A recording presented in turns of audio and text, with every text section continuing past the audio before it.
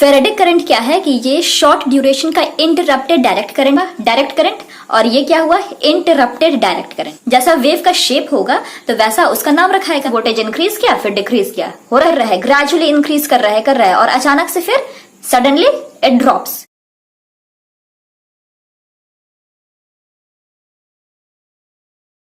अब नेक्स्ट बात करते हैं कि जो फेरेडिक करंट का जो फ्रीक्वेंसी है उसका क्या इफेक्ट होता है on the stimulation of muscle. ठीक, तो जब सिंगल स्टिमुलस दिया जाता है मसल को थ्रू द फेरेडिक करंट तो क्या होता है, मसल में क्या होता है, कॉन्ट्रैक्शन और रिलैक्सेशन होता है ना। तो एक कंप्लीट कॉन्ट्रैक्शन हुआ that is followed by complete relaxation, तो that is called the twitch. ये टर्म को याद रखें कि जब single stimulus given to a muscle then क्या होता है कि एक कंप्लीट कॉन्ट्रैक्शन होता है फॉलोड बाय कंप्लीट रिलैक्सेशन होता है and that is called Twitch. ठीक, अब क्या होता है कि फ्रीक्वेंसी है ठीक, फ्रीक्वेंसी क्या होता है कि अगर फ्रीक्वेंसी को हम बढ़ाते हैं अप टू 20 हर्ट्ज तक तो गुड टाइम टू रिलैक्स, जो मसल है वो अच्छे तरीके से टाइम मिल रहा है रिलैक्स होने का। अब जैसे जैसे हम 20 हर्ट्ज से थोड़ा सा और बढ़ा देंगे है ना, तो रिलैक्सेशन टाइम जो है वो घट गया है ना। 20 हर्ट्ज तक अगर रखे हैं फ्रीक्वेंसी को तो रिलैक्स हो रहा है, आराम से हो रहा है नहीं, लेकिन 20 हर्ट्ज से थोड़ा सा बढ़ गया तो रिलैक्सेशन टाइम घट गया। अब क्या होता है जनाब, देखें अब क्या होता है कि अब हम 20 हर्ट्ज से भी ज्यादा कर दिए, कितना कर दिए, रीच अप टू 80 हर्ट्ज। समझ रहे हैं आप कि मतलब फ्रीक्वेंसी क्या है, नंबर ऑफ वेव्स पर सेकेंड। तो मतलब एक सेकेंड में हम 80 हर्ट्ज मतलब कि 80 टाइम्स, हम 1 सेकेंड में 80 टाइम्स हम फ्रीक्वेंसी को अप डाउन कर रहे हैं। तो क्या हो रहा है, यहाँ पे रिलैक्सेशन का तो टाइम ही नहीं मिल रहा है। नहीं, जब रिलैक्सेशन का टाइम नहीं मिल रहा है तो क्या होगा, ये जो करंट है ये क्या हो जाएगा, फिजियोलॉजिकली फ्लोज कंटिन्यूअसली। तो अब ये क्या होगा, ये कंटिन्यू फ्लो करने लगेगा, नहीं मतलब कि रिलैक्स होने का वक्त ही नहीं मिल रहा है तो ये क्या करेगा करंट, ये कंटिन्यू फ्लो करने लगेगा and that type of current is called tetanic current. समझे, that type of current is called tetanic current. मतलब ये कि जब फ्रीक्वेंसी है, फ्रीक्वेंसी को 20 हर्ट्ज तक हम इंक्रीज किए अप टू 20 हर्ट्ज तक तो good time to relax, increase करते हैं 20 हर्ट्ज से ज्यादा मतलब बियॉन्ड 20 हर्ट्ज तक करते हैं तो रिड्यूस करता है रिलैक्सेशन टाइम को। अगर हम फ्रीक्वेंसी को रीच कर देते हैं अप टू 80 हर्ट्ज तो क्या करता है, नो टाइम फॉर रिलैक्सेशन, और उसके बाद क्या हो, जो करंट है फिजियोलॉजिकली फ्लो कंटिन्यूअसली फ्लो करने लगा and that is called the tetanic current. ठीक है, नेक्स्ट हम फटाफट से बात कर लेते हैं कि इसका क्या फिजियोलॉजिकल इफेक्ट है, फेरेडिक करंट का क्या फिजियोलॉजिकल इफेक्ट है। तो अब हम ये जाने हैं कि जो फेरेडिक करंट है उसका शॉर्ट ड्यूरेशन पल्स है ना, कितना है 0.1 मिलीसेकंड से 1 मिलीसेकंड है, और इसका जो फ्रीक्वेंसी है वो कितना है 50 to 100 हर्ट्ज है। तो अब इसका जो पल्स ड्यूरेशन है वही शॉर्ट है, तो उसके वजह से क्या होता है, प्रिकिंग सेंसेशन फील करेगा। किसको फील करेगा, पेशेंट को। तो patient will feel pricking sensation, और उसके वजह से क्या होगा कि उसके जो सुपरफिशियल टिश्यू है वहां पे एरिदमा कॉज करेगा। एरिदमा का मतलब क्या होता है, स्किन रेडनेस, स्किन पे लालिमा आ जाता है, तो दैट इज द एरिदमा। तो एरिदमा कॉज करेगा एंड फर्दर क्या कॉज करेगा, वेसोडाइलेशन भी होगा। ठीक, अब नेक्स्ट पॉइंट बात कर लेते हैं कि जो फेरेडिक करंट का जो स्टिमुलेशन होता है क्या स्टिमुलेट करता है, मसल को स्टिमुलेट करता है, मसल को कॉन्ट्रैक्ट एंड रिलैक्स करता है। तो the stimulation of faradic current make muscle contraction similar to voluntary muscle contraction. जो वॉलेंट्री मसल कॉन्ट्रैक्शन हो रहा है ना, कि मतलब कि जो अपने विल से अगर हम मसल को कॉन्ट्रैक्ट कर रहे हैं तो उस वैसा जो मसल कॉन्ट्रैक्ट हो रहा है, और जो फेरेडिक करंट जो करवा रहा है मसल को contract, that will be similar to each other. ठीक है, नेक्स्ट हम बात करते हैं to prevent fatigue the faradic current allow muscle to relax after contraction. Obviously जब मसल है कॉन्ट्रैक्ट एंड रिलैक्स कर रहा है, ठीक है, तो जब मसल कॉन्ट्रैक्ट रिलैक्स कर रहा है तो क्या करेगा, फटीग होगा। तो यही जो फटीग है, फटीग को कौन प्रिवेंट करता है, फेरेडिक करंट फटीग को प्रिवेंट करता है। तो faradic current allow muscle to relax after contraction. ठीक, अब नेक्स्ट क्या है कि नेक्स्ट क्या करता है कि जो फेरेडिक करंट है ये क्या करेगा, ऑब्वियसली मसल को कॉन्ट्रैक्ट कर रहा है, रिलैक्स कर रहा है। तो जब मसल को कॉन्ट्रैक्ट रिलैक्स कर रहा है तो उससे क्या करेगा, उससे मेटाबॉलिज्म इंक्रीज करेगा। मेटाबॉलिज्म इंक्रीज करेगा तो क्या होगा, जो वेस्ट प्रोडक्ट है वो रिमूव होगा, वेस्ट प्रोडक्ट निकलेगा, और वेस्ट प्रोडक्ट निकलेगा तो क्या होगा, जब रिमूव हो रहा है तो क्या होगा कि जो ब्लड सप्लाई है और जो न्यूट्रिएंट है मसल का वो आएगा नहीं। जो मसल है, मसल में कितना ये मसल से वेस्ट प्रोडक्ट को निकाल रहा है, तो मसल में एकदम क्या कहते हैं, जो ब्लड सप्लाई एकदम फ्रेश ब्लड सप्लाई देगा, फ्रेश न्यूट्रिएंट देगा। तो जब fresh nutrient and blood supply देगा तो उससे क्या करेगा कि the muscle will increase which increase demand of oxygen and nutrient to muscle. तो उससे क्या होगा कि मसल ऑक्सीजन और न्यूट्रिएंट का ज्यादा डिमांड करेगा। कहने का मतलब ये कि जो भी फेरेटिक करंट है वो मेटाबॉलिज्म को इंक्रीज करेगा, जो वेस्ट प्रोडक्ट है उसको रिमूव करेगा, और रिमूव करने के साथ साथ जो मसल है उसमें फ्रेश ब्लड लाएगा, न्यूट्रिएंट लाएगा, एंड एज अ रिजल्ट जो ऑक्सीजन की जो मात्रा है मसल में उसको इंक्रीज करेगा, which increases the demand of oxygen and nutrient to muscle, है ना। नेक्स्ट क्या है कि ये जो मसल है, मसल को ये री एजुकेट भी करेगा, कि जो मसल का एक्शन है इसको ये री एजुकेट करेगा। Then it improves lymphatic drainage and venous return. Simply है ना। उसके बाद क्या करेगा कि ये मसल अट्रॉफी को मिनिमाइज करेगा, मतलब कि it help to minimise the extent of muscle atrophy. Atrophy का मतलब क्या होता है, डीजेनरेशन, मतलब कि मसल वेस्टिंग। तो जो मसल वेस्टिंग है उसको होने से ये मिनिमाइज करता है। तो इसके फिजियोलॉजिकल इफेक्ट में क्या क्या बात कर लिए कि फेरेटिक करंट क्या करेगा, प्रिकिंग सेंसेशन देगा, उससे क्या होगा, वेसोडायलेशन होगा और एरिथमा होगा। नेक्स्ट क्या करेगा, जो फेरेटिक करंट का जो स्टिमुलेशन होगा it will be similar to that of voluntary muscle contraction. ठीक, नेक्स्ट क्या करेगा कि ये जो फटीग है, फटीग से मसल को बचाएगा। उसके बाद क्या करेगा कि ये जो मसल है तो मसल में ऑक्सीजन एंड न्यूट्रिएंट डिमांड को बढ़ाएगा ना। उसके बाद नेक्स्ट क्या करेगा कि ये मसल एक्शन को री एजुकेट करेगा, इंप्रूव करेगा लिम्फेटिक ड्रेनेज को और वेनस रिटर्न को। उसके बाद ये मिनिमाइज करेगा किसको, मसल वेस्टिंग को या फिर मसल अट्रॉफी को ये मिनिमाइज करेगा। अब नेक्स्ट बात करते हैं कि what is the indication of ferritic current.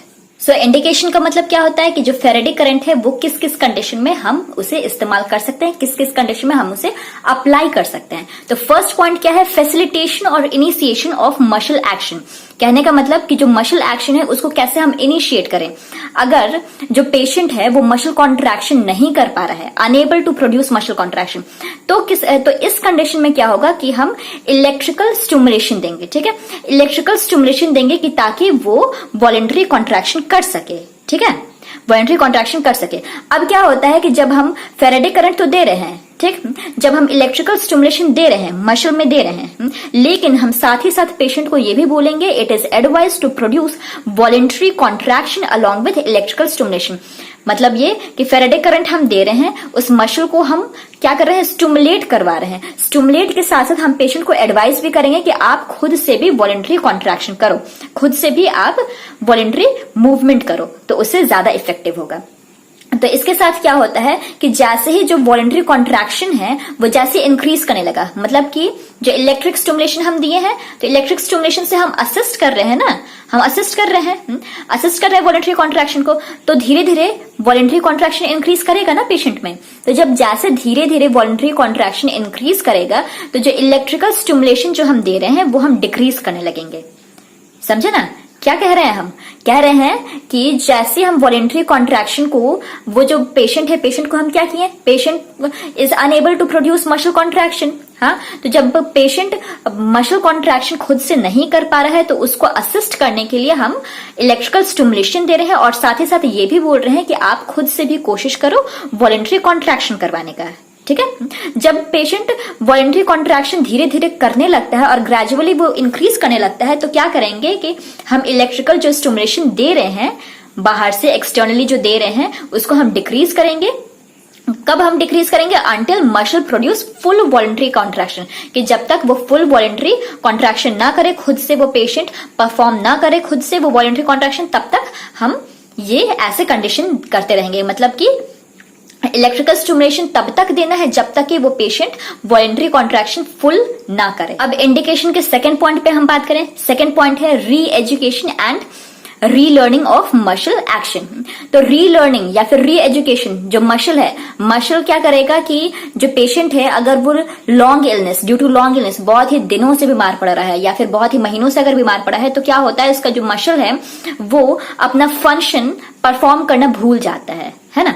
जब जो मसल है वो अपना फंक्शन परफॉर्म करना भूल जाता है तो उसको परफॉर्म करवाने के लिए हम क्या करते हैं, इलेक्ट्रिकल स्टिमुलेशन देते हैं। तो जब इलेक्ट्रिकल स्टिमुलेशन देते हैं to resume muscular muscular function. और इसी चीज को हम क्या कहते हैं, इसी फेनोमेना को क्या कहते हैं, मस्कुलर री एजुकेशन। ठीक, किसी किसी कंडीशन में ये होता है कि जो पेशेंट है वो क्या करता है, वो incorrect pattern of movement follow करता है, करेक्ट नहीं, इनकरेक्ट। तो उसको करेक्ट करवाने के लिए, जो इनकरेक्ट पैटर्न वो फॉलो कर रहा है जो पेशेंट, उसको करेक्ट करवाने के लिए भी हम फेरेटिक स्टिमुलेशन देंगे। और साथ ही साथ ये बोलेंगे कि भाई जो पेशेंट है उसको क्या बोलेंगे कि आप साथ ही साथ एक्टिव कॉन्ट्रैक्शन भी करते रहो। किसके साथ, इलेक्ट्रिकल स्टिमुलेशन के साथ। मतलब कि active contraction should be attempted at the same time along with electrical stimulation. ठीक, पहले भी क्या बताते हैं कि जो इनिशिएशन ऑफ मसल एक्शन में भी यही चीज बताए और री एजुकेशन ऑफ मसल में भी यही बताए कि जब इलेक्ट्रिकल स्टिमुलेशन दिया जाएगा तो उसके साथ साथ जो पेशेंट है, पेशेंट को एडवाइस करेंगे कि that he should perform active contraction as well. Third point क्या है, loosening and prevention of adhesion. तो अब यहाँ पे ये देखेंगे कि जो फेरेटिक करंट है वो एडहेशन को भी रिमूव करता है। कैसे रिमूव करता है, जो एडहेशन है ये बना कैसे, adhesion is formed where there is no proper muscle contraction. यहाँ पे मसल कॉन्ट्रैक्शन प्रॉपर नहीं है तो वहां पे एडहेशन फॉर्म करेगा ही करेगा, है ना। मतलब कि वहां पे प्रॉपर कॉन्ट्रैक्शन नहीं हो रहा है, दैट मीन्स कि वहां पे एक्टिव एक्सरसाइज पॉसिबल है ही नहीं। तो जब एक्टिव एक्सरसाइज पॉसिबल नहीं है लेकिन हमें मसल को कॉन्ट्रैक्ट करना है, मसल को कॉन्ट्रैक्शन देना है, तो क्या करेंगे कि इलेक्ट्रिकल स्टिमुलेशन देंगे in the form of ferritic current. तो उससे क्या होगा कि एडहेशन प्रिवेंट होगा। ठीक, तो muscle contraction loosens and stretches the adhesion. आया समझ में। नेक्स्ट हम बात करते हैं improvement in venous and lymphatic drainage. तो लिम्फेटिक ड्रेनेज एंड वेनस, तो ये क्या होता है कि जब मसल कॉन्ट्रैक्ट एंड रिलैक्स करेगा, अल्टरनेटिव कॉन्ट्रैक्शन एंड रिलैक्सेशन होता है तो उससे क्या होता है, पंपिंग एक्शन प्रोड्यूस करता है। जब पंपिंग एक्शन प्रोड्यूस किया तो लिम्फेटिक ड्रेनेज और जो भी वेनस एंड लिम्फेटिक ड्रेनेज है वो तो होगा ही, है ना। अब क्या होता है कि जो फेरेटिक करंट है वही सेम चीज वो भी करता है कि जब ढंग से जो मसल कॉन्ट्रैक्ट या रिलैक्स नहीं किया तो जो फेरेटिक करंट है वो क्या करेगा, वो मसल को कॉन्ट्रैक्ट एंड रिलैक्स करेगा और उसके बाद क्या करेगा, ये पंपिंग एक्शन को प्रोड्यूस करेगा। और जब पंपिंग एक्शन को प्रोड्यूस करेगा तो क्या होगा, यहाँ पे लिम्फेटिक ड्रेनेज होगा और लिम्फेटिक ड्रेनेज होगा तो फिर क्या होगा कि it is helpful in treatment of oedema या फिर ग्रेविटेशनल अल्सर। तो ग्रेविटेशनल अल्सर या फिर एडिमा को रिमूव करने में या फिर ट्रीटमेंट करवाने में ये हेल्प करेगा। नेक्स्ट हम बात करते हैं क्या, maintaining and increasing range of motion. Obviously range of motion को ये मेंटेन करता है। जो इलेक्ट्रिकल स्टिमुलेशन है किसका, फेरेटिक करंट का, ये क्या करेगा कि जो मसल है, जो शॉर्टेंड टिश्यू है उसको क्या करेगा, स्ट्रेच करेगा और जब स्ट्रेच करेगा तो रेंज ऑफ मोशन इंक्रीज करेगा ही करेगा। सिक्स्थ पॉइंट है न्यूरोप्रैक्सिया ऑफ मोटर नर्व। न्यूरोप्रैक्सिया का मतलब क्या कि नर्व में इंजरी होना, दैट इज कॉल्ड ए न्यूरोप्रैक्सिया। तो अब होता क्या है कि सपोज करो कि किसी साइट पे लीजन है, हाँ, और वहां पे नर्व इंजरी है। ठीक, अब नर्व ही इंजरी है, नर्व का काम क्या है, इम्पल्स को ट्रैवल करवाना। तो अब इम्पल्स को ट्रैवल नहीं करवा सकता है ये, क्यों, क्योंकि नर्व इंजरी है। तो क्या होता है कि जो साइट ऑफ लीजन है वहां पे जो नर्व है, नर्व में इंजरी है तो क्या करेगा कि ब्रेन से जो इम्पल्स है, ब्रेन से ही ना इम्पल्स ओरिजिनेट करता है, तो जो ब्रेन से इम्पल्स ओरिजिनेट करेगा वो तो साइट ऑफ लीजन पे जा ही नहीं पाएगा। तो impulse originating from brain unable to pass across site of lesion. तो इससे क्या होगा कि इससे जो मसल कॉन्ट्रैक्शन होना था, मसल कॉन्ट्रैक्ट नहीं हो पाएगा, नहीं, unable to reach the muscle, जो भी इम्पल्स है वो नर्व से जाना था, लेकिन नर्व तो इंजर्ड है और नर्व ही इंजर्ड है तो भाई नर्व ही तो मसल को कॉन्ट्रैक्ट करता है ना, तो unable to reach the muscle resulting in reduced muscular contraction. तो इस कंडीशन में भी हम क्या करेंगे, इस कंडीशन में हम फेरेटिक करंट का इस्तेमाल करेंगे। अब देखें यहाँ पे एक चीज देखें कि जो न्यूरोप्रैक्सिया होता है इसमें कोई भी नर्व का डीजेनरेशन नहीं होता है। डीजेनरेशन अलग चीज है, इंजरी अलग चीज है। तो न्यूरोप्रैक्सिया में डीजेनरेशन नहीं हो रहा है तो क्या करेंगे यहाँ पे कि नर्व को हम स्टिमुलेट कर सकते हैं। क्यों कर सकते हैं, क्योंकि डीजेनरेशन नहीं हो रहा। अगर डीजेनरेशन होता तो हम नर्व को स्टिमुलेट नहीं कर पाते, लेकिन यहाँ पे डीजेनरेशन नहीं हो रहा, यहाँ पे सिर्फ इंजरी है नर्व का। तो जब इंजरी है नर्व का तो हम फेरेटिक करंट से क्या करेंगे कि नर्व को स्टिमुलेट करेंगे और जब नर्व को स्टिमुलेट करेंगे that will easily pass to muscle and cause contraction. ठीक, अब हम नेक्स्ट बात करते हैं कि जो मसल है उसमें हम इनर्वेशन स्टेटस देखते हैं कि क्या स्टेटस है। मतलब कि जो नर्व है वो पार्शियली इंजर्ड है या फिर वो कंप्लीट इंजरी है वहां पे, हाँ। तो उसे कहते हैं इनर्वेशन स्टेटस, कि मतलब वो पार्शियल है कि कंप्लीट है। तो इनर्वेशन स्टेटस को हम कैसे पता करते हैं? या तो हम एसडी कर्व से हम पता करते हैं। एसडी कर्व क्या है? Strength duration curve. और एनसीवी टेस्ट, एनसीवी टेस्ट क्या है? Nerve conduction velocity test. तो ये दोनों से हम पता करते हैं ना कि इनर्वेशन का स्टेटस क्या है। तो नेक्स्ट हम बात करते हैं इसके बारे में। तो यहाँ पे ये देखें कि अगर फेरेडिक करंट को हम मसल पे क्या करेंगे? स्टिमुलेट करेंगे, मसल को स्टिमुलेट करवाएंगे। तो अगर जो मसल है वो स्लाइट रिस्पॉन्स अगर देता है फेरेडिक करंट को, तो दैट मीन्स कि हम समझेंगे कि ये वहां पे पार्शियल इंजरी हुआ है नर्व का, कंप्लीट इंजरी नहीं हुआ है, पार्शियल इंजरी। क्यों? क्योंकि वो जो मसल है वो स्लाइट रिस्पॉन्ड दे रहा है। जब स्लाइट रिस्पॉन्ड दे रहा है मसल, तो हम समझेंगे कि वहां पे पार्शियल इंजरी है, and that is called the partial reaction of degeneration. ठीक।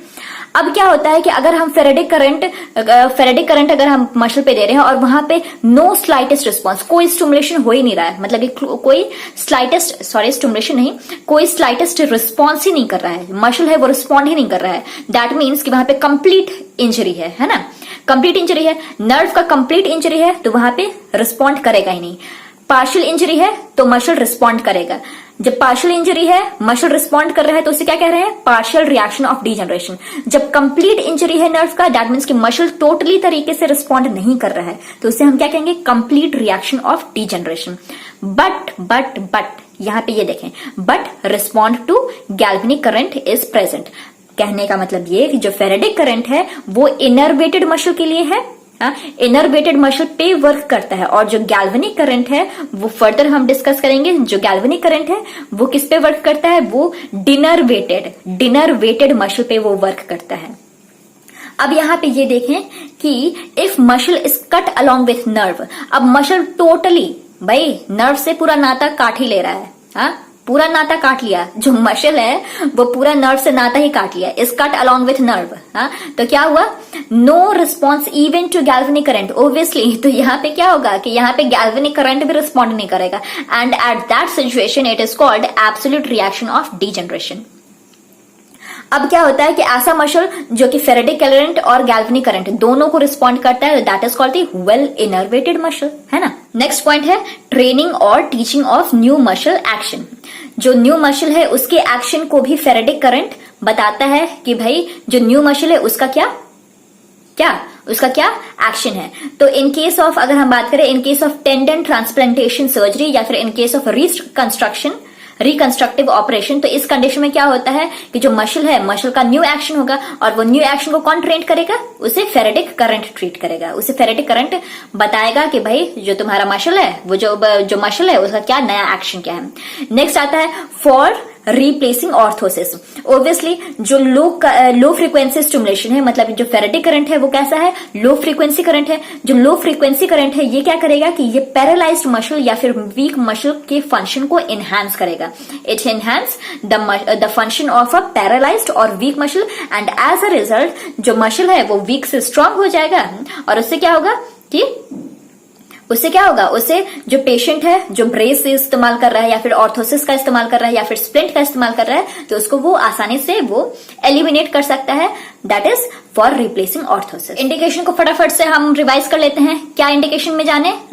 जो फेरेडिक करंट का क्या इंडिकेशन है कि इनिशिएट करता है, मसल एक्शन को इनिशिएट करता है, कि मसल कॉन्ट्रैक्शन है तो उसको इनिशिएट करता है। नेक्स्ट क्या है कि री एजुकेट और रीलर्निंग ऑफ मसल एक्शन को री एजुकेट करता है।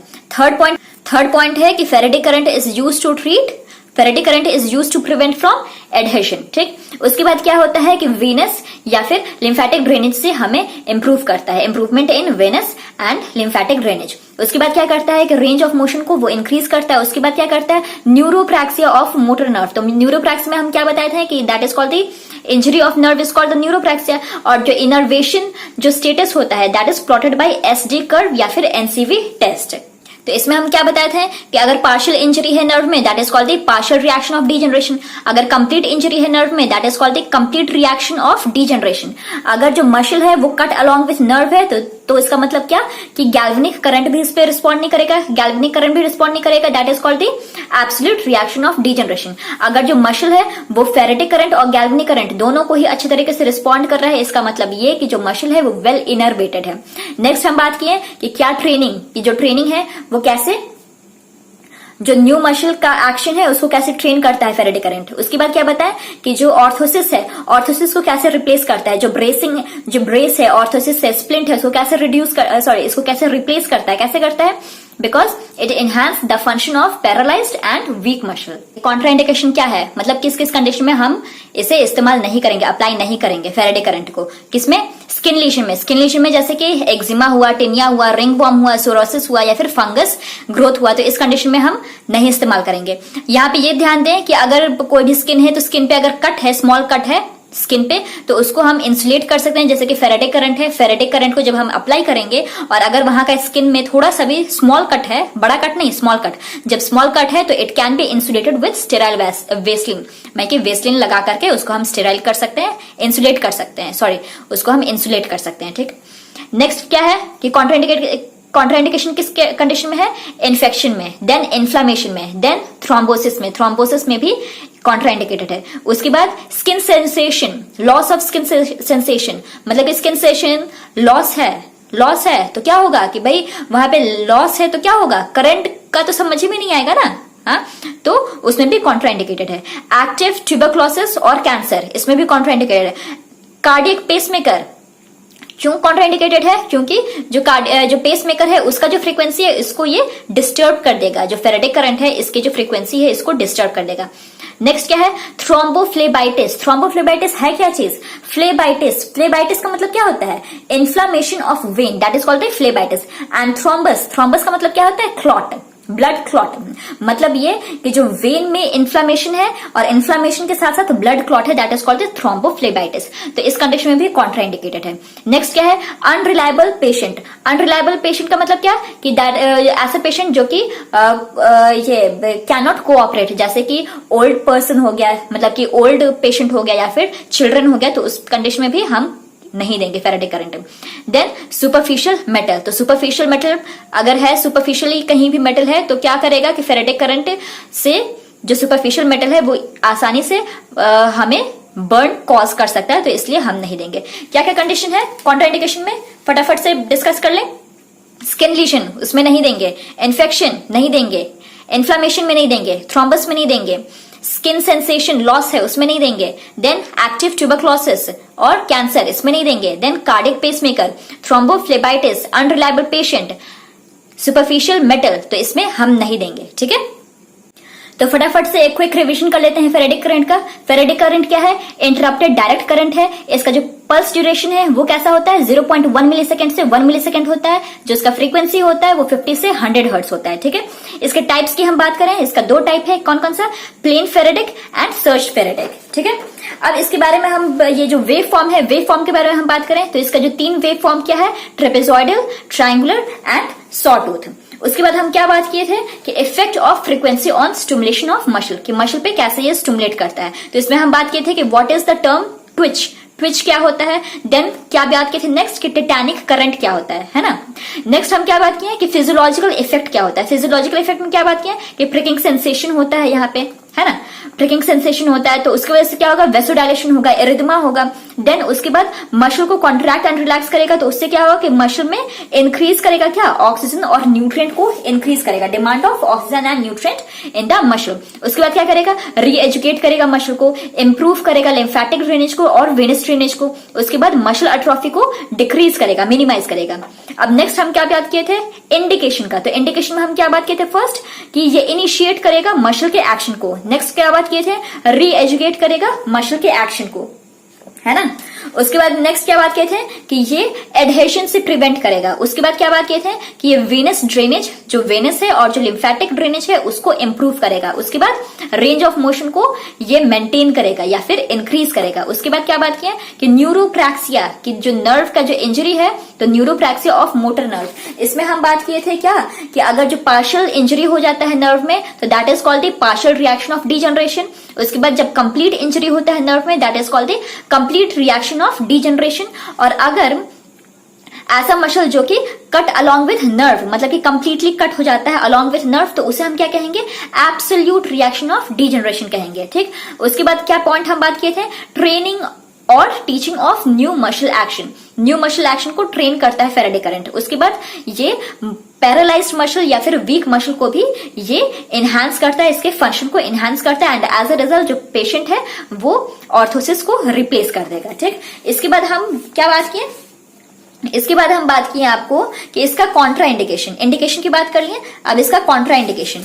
तो कॉन्ट्रा इंडिकेशन में हम क्या बात किए कि स्किन लीजन में, इन्फेक्शन में, इन्फ्लेमेशन में, थ्रोम्बोसिस में, marked loss of skin sensation में, एक्टिव ट्यूबरक्लोसिस और कैंसर में, cardiac pacemaker, thrombophlebitis, unreliable patient and superficial metal में हम जो फेराडे करंट है उसको नहीं देंगे। So this is all about Faraday current. आपको करना क्या है, आपको ये जितने भी हैंड रिटन नोट्स है उसको टेलीग्राम चैनल पे मैं इसको डाल दूंगी, तो आप जाइएगा डिस्क्रिप्शन बॉक्स में दिया हुआ है टेलीग्राम का लिंक, वहां पे जाकर के पीडीएफ आप डाउनलोड कर सकते हैं, पढ़ सकते हैं। और नेक्स्ट क्या करना है, वेरी इंपॉर्टेंट, कि इस चैनल को लाइक करना है, शेयर करना है, सब्सक्राइब करना है। ऑब्वियसली ये चीज बोलने की बात ही नहीं है, आप खुद ही समझदार हो ना। So finally thank you for watching.